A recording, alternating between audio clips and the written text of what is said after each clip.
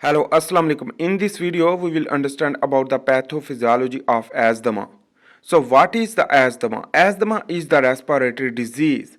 It is also known as the chronic obstructive pulmonary disease and chronic inflammation of respiratory tube and tightening of respiratory smooth muscle and episode of bronchoconstriction.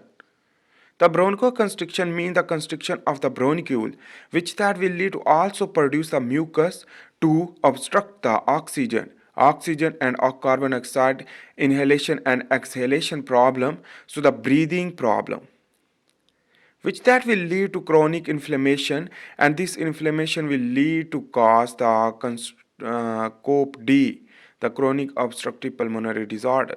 The risk factor can be a smoking, pollen, pollutants, and smoking is the 95%, and the toxic fumes and chemicals inhalation. A lot of other pathogenic infection which that also lead to asthma. So this is the normal airways and this is the abnormal asthma airway.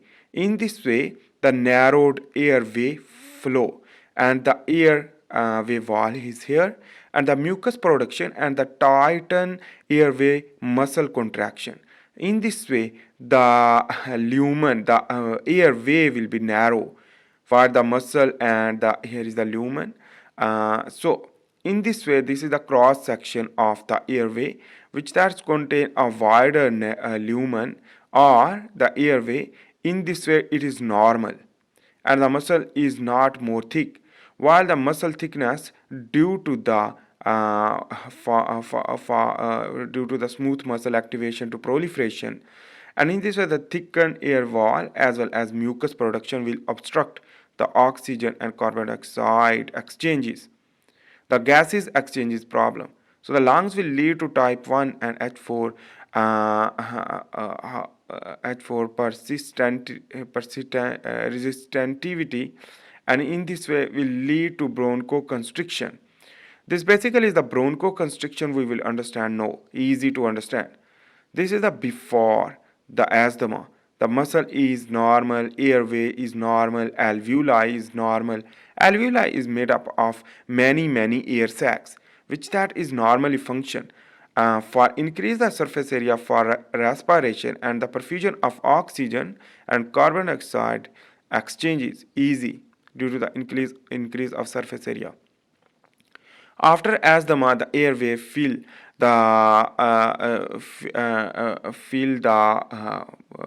with mucus and swells, which that will lead to muscle around the airway contract and will lead to wheezing. The sound is the wheezing during the exhalation. So that is why the mucus assessment. The sign and symptom can be a shortness of breath, coughing, the mucus production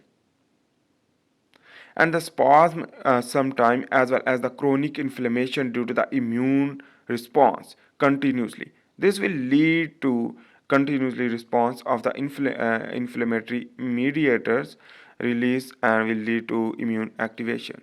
The diagnosis is the FeNO test, is the nitric oxide test in your breath, an inflammation sign, and holding the breath inside for identification of the asthma stage, chronic or less chronic, or severe or non-severe. So this is the lungs, which that contain air sac. Air sac contain a pulmonary residential macrophage and dendritic cell, as well as the T cell and neutrophil are present in the blood circulatory system. We recruit via a macrophage will produce the inflammatory cytokines. We recruit the neutrophil and engulf the allergen and pollutants through interleukin production, and will lead to proliferation of these monocyte, will lead to recruit more macrophage and the T cell activation. But important thing you should need to understand, the air sac damage to produces more defensin and mucus and cell inflammation, infected cells apoptosis through cytotoxicity through CD8 lymphocyte, and to progress more severe bronchoconstriction. through mast cell activation and less breathing to hypoxia and hypoxemia.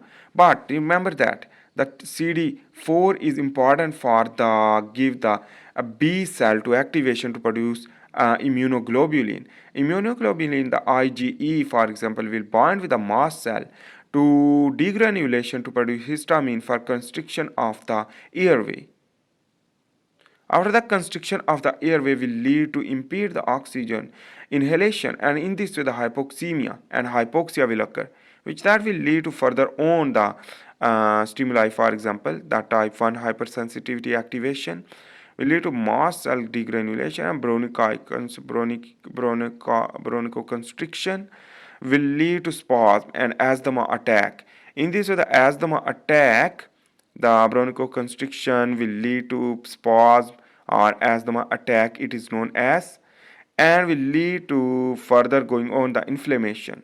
This inflammation will lead to more contract, the more contract of the bronchi bronchiole, and will lead to excessive mucus production.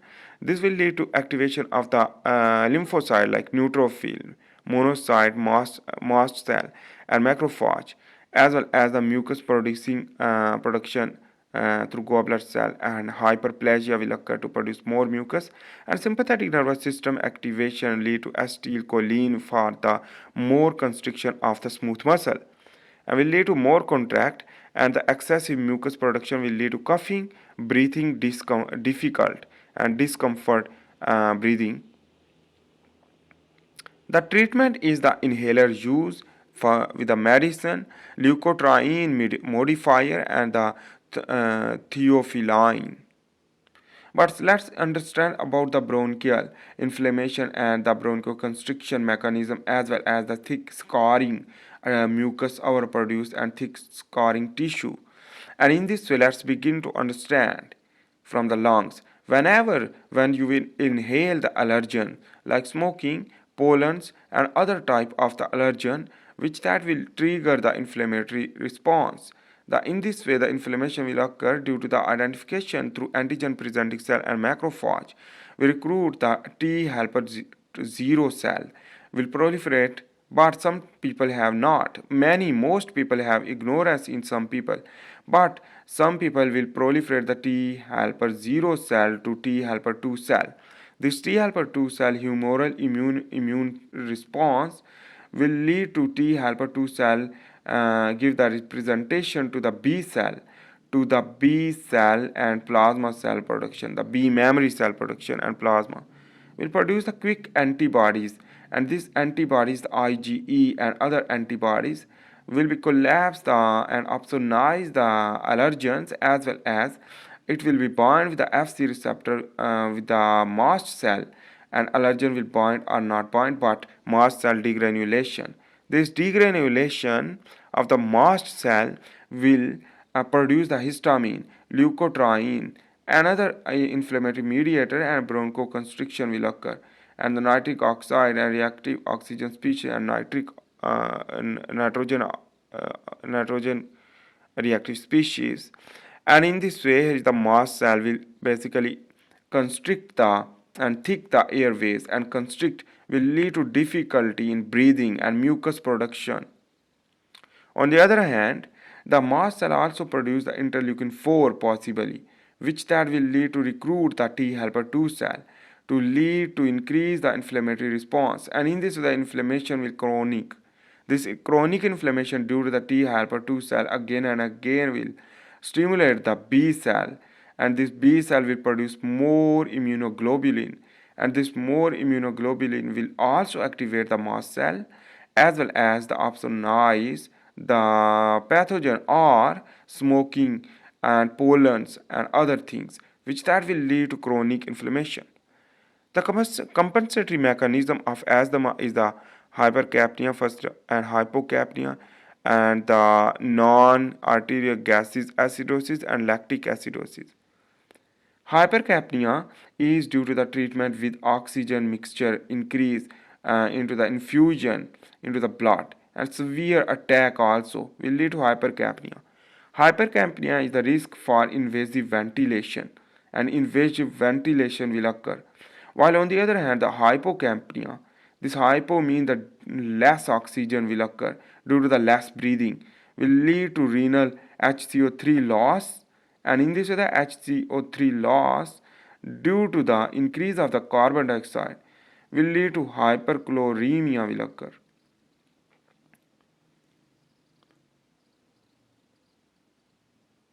So the smooth muscle contraction will occur due to the bronchoconstriction through hypocapnia activation.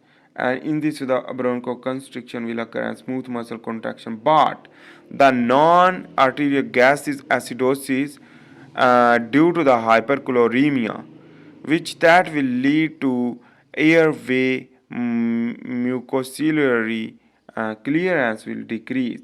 While on the other hand, the normal saline infuse will also can be possible to trigger non-arterial gases acidosis, while the lactic acidosis will trigger the type A and the type B. Type B problems. Like type A is the tissue oxygenation will decrease while the respiratory work will be increased. But the type B is stimulated by the catecholamine, beta 2 agonists, and theophylline and glucocorticoid. Arterial gases will be increased, will lead to also lactic acidosis will occur. But this is a compensatory mechanism. So this video was about the pathophysiology of asthma. I hope you make sense about the overview of the asthma and how it can work. And this is the respiratory disease involving the chronic obstructive pulmonary disorder, the COPD. So in this way, I hope you make sense. If you like my video, please make sure to subscribe, like and share, and give the comment below for understanding better if you have any doubt. So see you in the next video. For this time, bye. Thanks for watching.